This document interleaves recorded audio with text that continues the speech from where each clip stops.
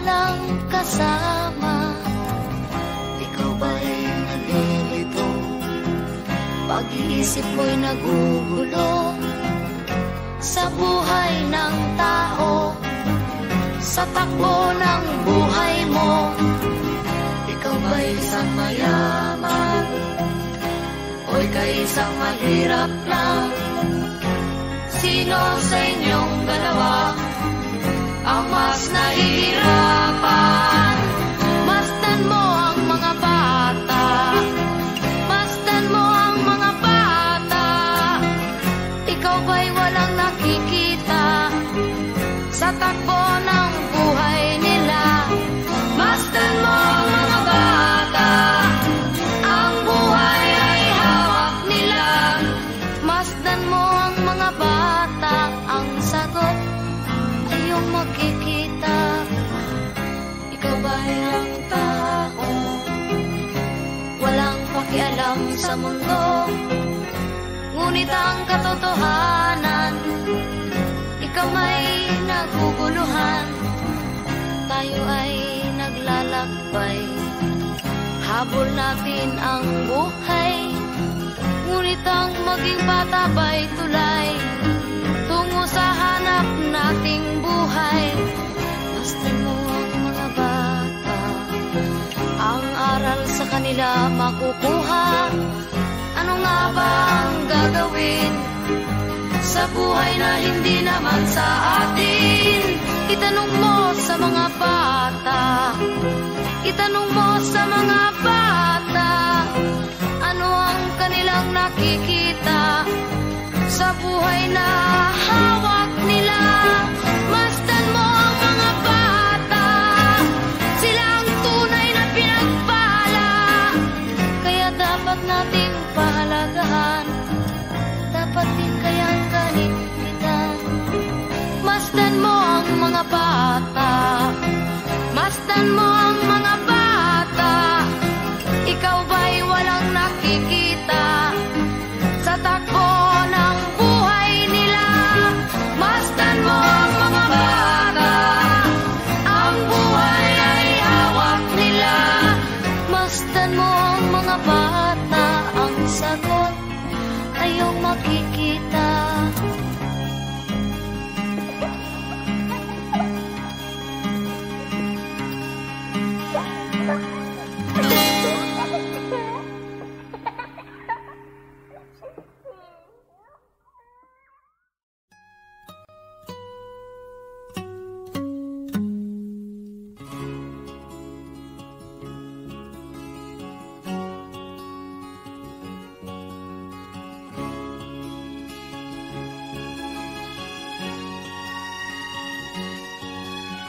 Nakita mo na ba ang mga bagay na dapat mong makita? Nagawa mo na ba ang mga bagay na dapat mong ginawa? Kalagan ng tali sa paa, imulat ng iyong mga mata. Kay sarap ng buhay, lalo na't alam mo kung saan papunta.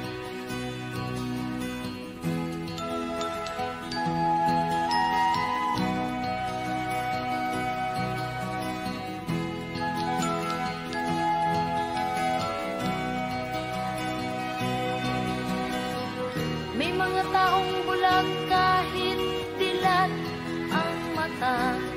May mga taong tinatalian sariling kamay at paa. Problema'y tinatalikdan, salamin sa mata'y hindi makita. Kay sarap ng umaga, lalo na kung ika'y gising. Tanghali maligaya kung ika'y may makakain. Ang gabi ay mapayapa kung mahal sa buhay ay kapiling. Kay sarap ng buhay, lalo na't alam mo kung saan papunta. Gising na kaibigan ko, ganda ng buhay ay nasa sayo.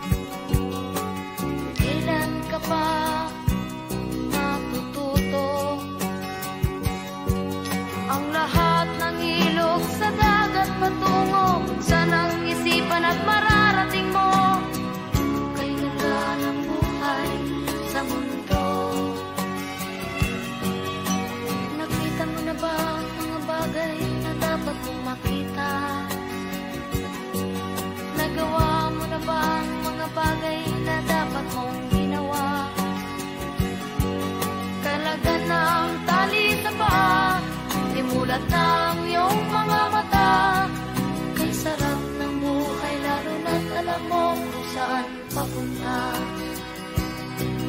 Kay sarap ng buhay, lalo na't alam mo kung saan papunta.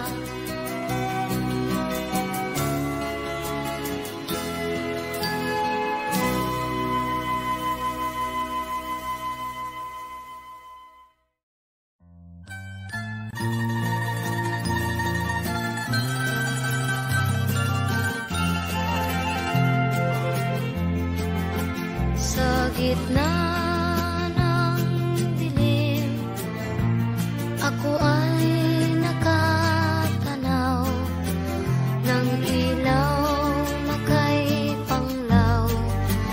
Halos di ko makita. Tulungan mo ako, ituro ang daan, sapagkat ako'y sabik sa aking pinagmulan. Bayan ko, naan ka? Ako ngayon'y nag-iisa. Nais kong magbalik sa iyo, bayan ko. Patawarin mo ako kung ako'y nagkamali sa landas na aking tinahak.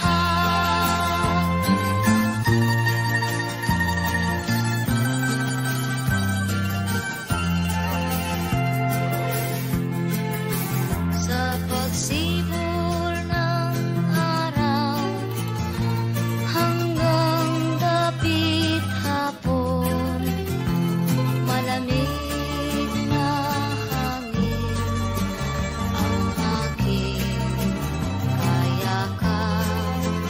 Huwag sanang hadlangan ang aking nilalandas, sapagkat ako'y sabik sa aking siningahan. Bayan ko, naan ka? Ako ngayon'y nag-iisa. Nais kong magbalik sa iyo, bayan ko. Patawarin mo ako kung ako'y nagkamali sa landas na aking tinahak.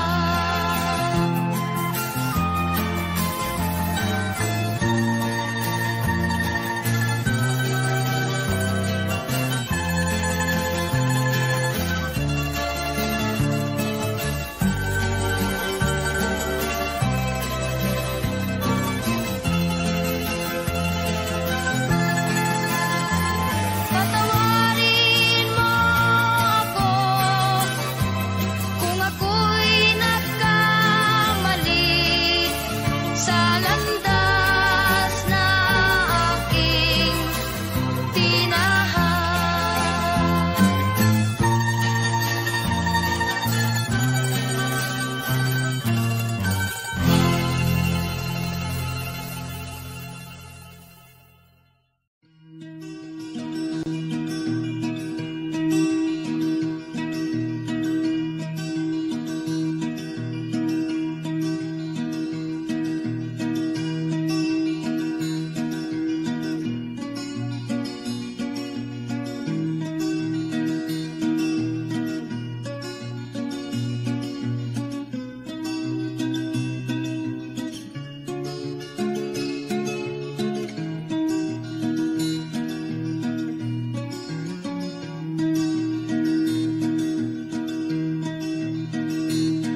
Lapit mga kaibigan at makinig kayo. Ako'y may dala-dalang balita galing sa bayan ko. Nais kong ipamahagi ang mga mga kwento at mga pangyayaring nagaganap sa lupang pinangako. Ang lupang pinanggalingan ko'y may bahin ng dugo, may mga lorong di makalipad na sa hawlang ginto, may mga punong walang dahon, mga pusong di makakibo sa mga pangyayaring nagaganap sa lupang pinangako.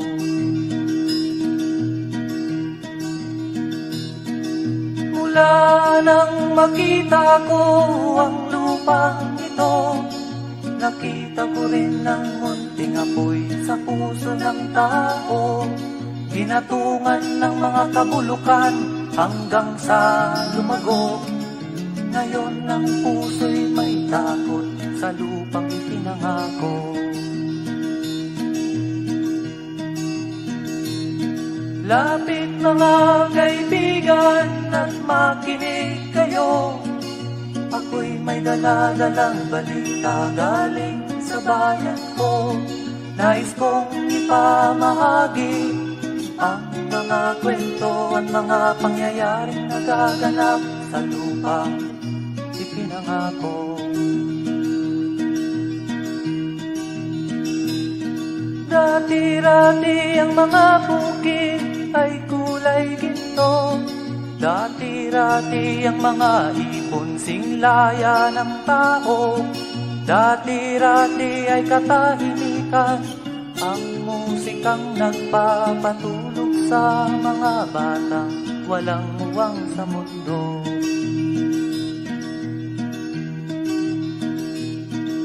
Ngayon ang lupang ipinangako ay nagsusumamo, patakan niyo ng luha ang apoy sa kanyang puso, dinggin niyo ang mga sigaw ng mga puso ng taong kung inyong dadamhin kabilang sa inyo. Duol mga kaigsunan, nung paminaw kamo, doon ako'y dala ng mga balita gikan sa banwa ko.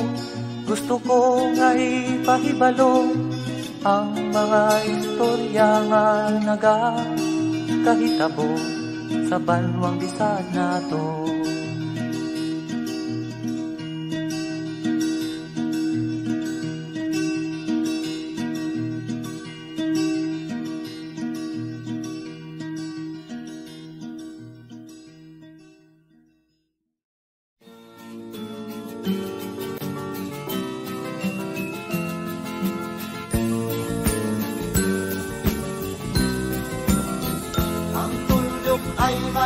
Salaysay at may kahulugan na dapat mapansin at maintindihan.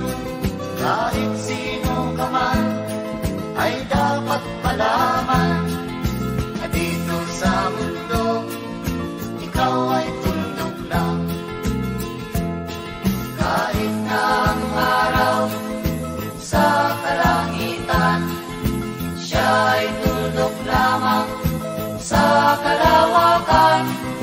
Lahat ng bagay ay tuldok ang pinanggalingan, at kung masdang mabuti, tuldok ang uuwian.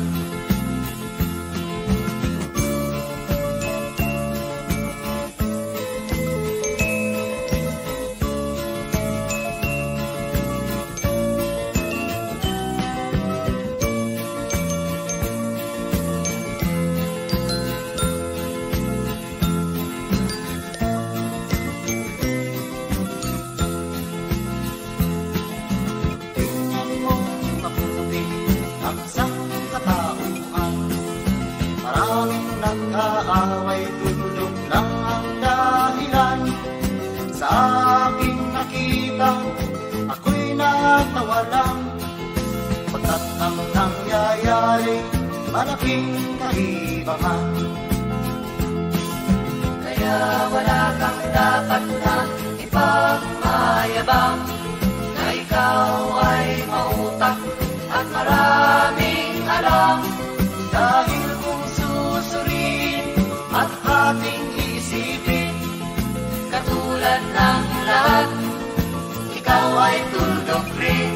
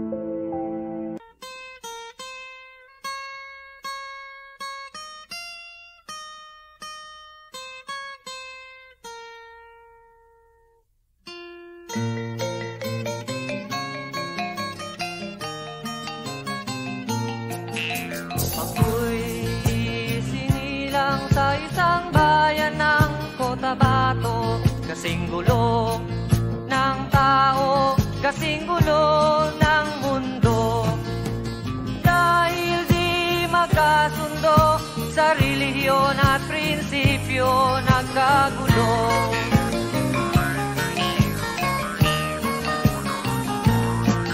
Ang bayan ko sa Cotabato, kasing gulo ng isip ko. Di alam saan nang galing, di alam saan patungo. Kapatid sa kapatid, laman sa laman, sila-silang naglalaban. Di ko alam ang dahilan ng gulo.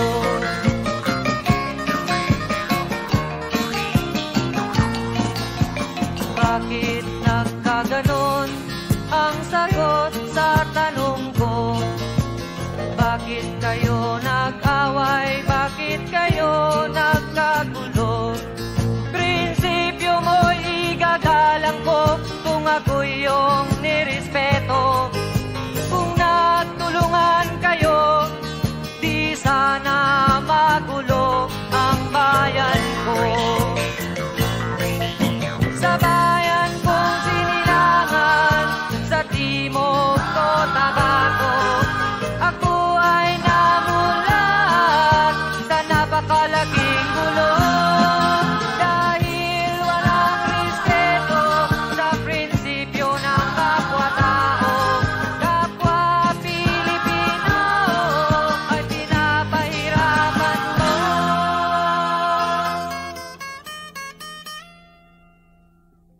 Ang gulo.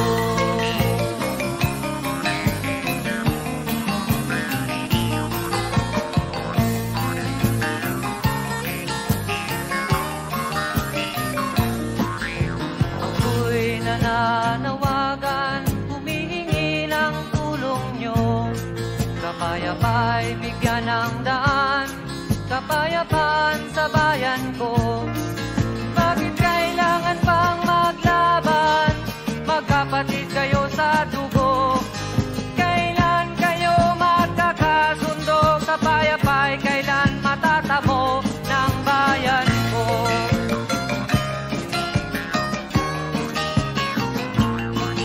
Kung ako'y may maitutulong, tutulong ng buong puso. Gitara ko'y aking inaalay, kung magkatuloy gamitin mo.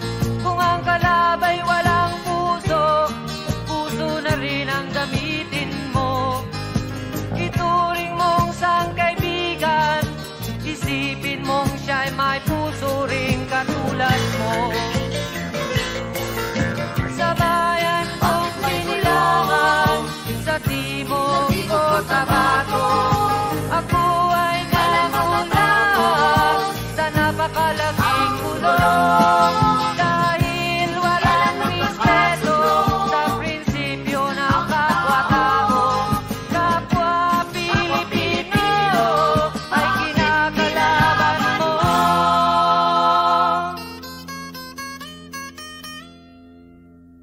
Ang gulo